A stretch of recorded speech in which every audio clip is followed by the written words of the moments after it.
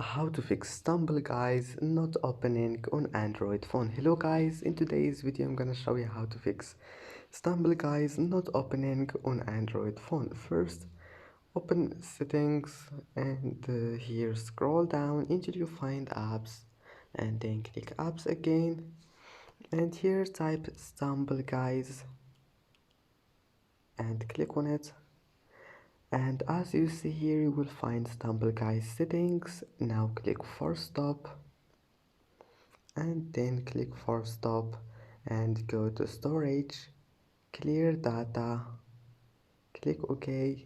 Now go back, go to Play Store, type here Stumble Guys and click update your Stumble Guys, and then go back and try again and your problem will be fixed. Don't forget like and subscribe, and see you in the next video.